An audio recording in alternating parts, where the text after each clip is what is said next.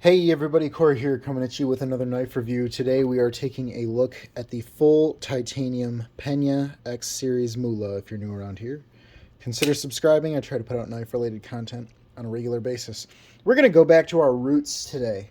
We're going to make this quick and painless. We're going to do two size comparisons. Here it is next to my relatively small knife, the Ontario Knives Rat number 2. And just like we used to do in the old days, we'll keep them both on the table. Here it is next to my relatively large knife, the Off-Grade Knives Scorpion. Let's just stack those up, make sure they're aligned. You can see how much smaller it is than the Scorpion, how much larger it is than the Rat 2. Got about a quarter of an inch on the Rat 2, got about an inch and a half under the Off-Grade Knives Scorpion. So I would actually say that this is a smaller to mid-size knife, although everything in this world is relative. Let's try to keep this quick and easy today. This is a Rayot made knife, okay? Pretty much everything Rayot touches is gold at this point. So I'm not going to tell you all the things that are just good about this knife because there are too many things that are good about this knife. Let's talk a little bit about Pena for a second and then we'll get into the knife review itself. Just so you know, anything designated as the X series on Pena knives means that they are the production knives made by Rayot. Enrique Pena started by making handmade custom knives. He still makes handmade custom knives, but those are just Pena. They are not Pena X series. So that's what you're dealing with here. So let's talk about the things that stand out to me in a good way and the things that stand out to me in a bad way, very specific to this knife. First and foremost, fit and finish. Now you might be raising an eyebrow because you say, what, you just said Rayot does good work. Yes, Rayot does good work, but there's something about this knife. It's just, I don't want to say it's miles above, every other Rayot, but the finish is so clean. The lines are so clean. The blade grind was perfect. The jimping is perfect. The clip is beautiful. The design is just beautiful. This one in particular, it is very solid. It is very tight. It has a glassy action. Nothing is loose. Nothing has ever come loose. There's never been a problem. There's no issue with centering, blade play, anything. From a fit and finish standpoint, I've said things are good in the past, but this one, it is excessively good. I would argue that perhaps for the first time in my channel, maybe I'm just in a good mood today, this might actually be a 10 out of 10 when it comes to fit and finish. There is nothing I would change from a manufacturing perspective. From a design perspective, maybe, but from a fit and finish manufacturing perspective, flawless finish, flawless grind, flawless everything that they did on this knife. It stood out. Next thing I want to point out, heft versus size. So you saw that this knife really wasn't that much bigger than the Rat 2, which means it's a relatively small knife. However, this comes in at 4.1 ounces. You know when this is in your pocket. This is a serious knife talking serious business. And that might not be for everyone, but for me, what I really enjoy about this knife actually is that heft. This is the first knife I had at this size where I genuinely felt like I could beat the crap out of this knife.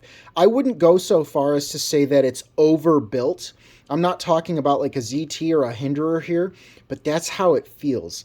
There is no milling on the inside, right? And I don't necessarily have a problem with that.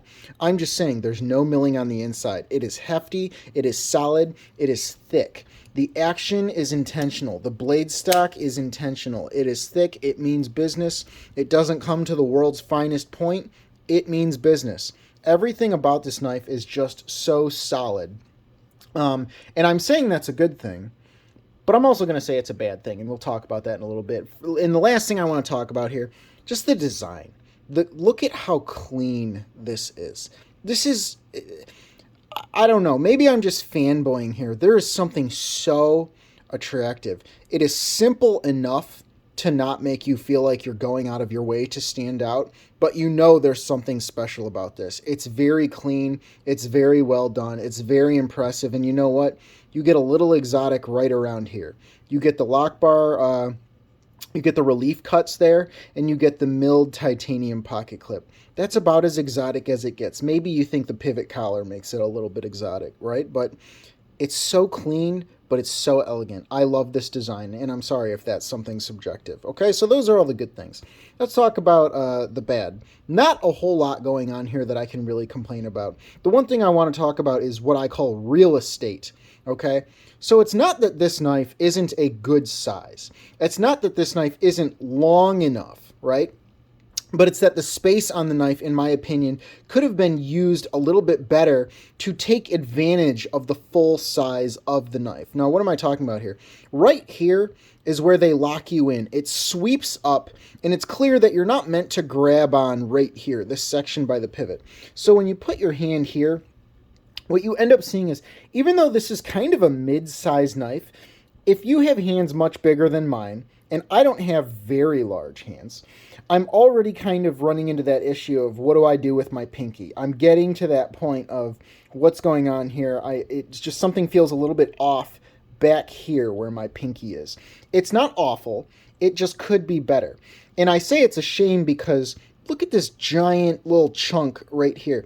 If this was just brought up maybe a quarter of an inch more, it would make a substantial difference in how much it felt like you could get a grip on this knife.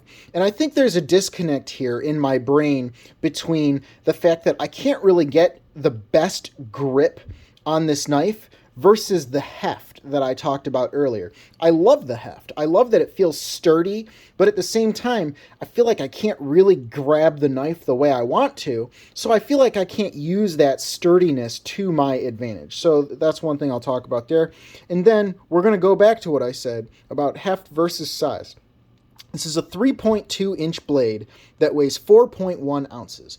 I don't necessarily care about ratios. Some people say, oh, it should be an ounce, an inch. I don't care about that. I don't feel that way. But the fact of the matter is, for a knife this size, it is relatively heavy. That's primarily because there's no milling on the internals, and that's fine. That's what they chose to do. But if you think this is going to carry like a bug out, you are infinitely incorrect. This is a hefty knife. It feels hefty. It means business. It's going to weigh down your shirt. It's going to weigh down your basketball shorts. I don't want to be too dramatic about this because it's 4.1 ounces, but at the same time, if you're familiar with knives around this size, 4.1 is a little bit heavy, so you're going to know it's in your pocket. Guys, hope you got a kick out of this. Let me know if you like the shorter reviews, the longer reviews, whatever the case might be. I'll give you one more look at the knife.